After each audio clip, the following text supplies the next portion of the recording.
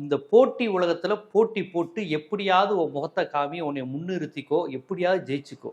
தோத்து போனா அழுகிறத கேமராமேன் க்ளோஸ்அப்ல காமிச்சு அடுத்த வார ப்ரொமோல போட்டு இந்த குழந்தை அழுகுது, இந்த பிள்ளை தோத்துருச்சு அப்படின்னு போட்டு செகண்ட் பிரைஸ் வந்துச்சுன்னா தோத்துருச்சுன்னு தோல்வி மனப்பான்மையே வளர்க்குறாங்க. இவங்க வெறும் என்கரேஜ் மட்டும் பண்ணலை.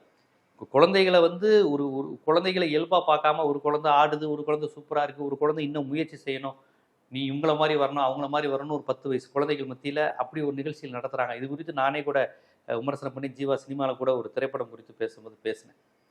அப்போ இது என்ன மாதிரியான சூழல்? குழந்தைகளை குழந்தைகளாக வாழ விடாமல் அவர்களுக்கு 8 வயசு 10 வயசுலேயே அவர்கள் ஒரு வெற்றியாளராக போட்டியாளராக இந்த நுகர்வு உலகத்துக்குள் வா அப்படின்னு இழுக்கிறது. இது எவ்வளோ பெரிய கொடுமை தெரியுமா? அவன் 8 வயசு குழந்தையா 8 வயசுல மட்டும் தான் இருக்க முடியும். 18 வயசு ஆயிடுச்சுன்னா அந்த குழந்தையால 8 வயசு மனசு வராது. அந்த 8 வயசுல ஒரு விஷயத்தை ரசிக்குது பாருங்க. இந்த பொருளாதார ஏற்றத்தாழ்வு இல்லாமல் பணக்காரன் முதலாளி அண்ணாச்சி நம்ம அப்பா சம்பளம் அவன் சம்பளம் இவங்க இன்ன ஜாதி மதம் இந்த வேறுபாடே இல்லாமல் குழந்தையா இருக்கிற அந்த 7 8 9 வயசு கள்ளங்கபடம் இல்லாத மனசு இருக்குல்ல, அதை அவங்க கெடுத்து விடுறாங்க.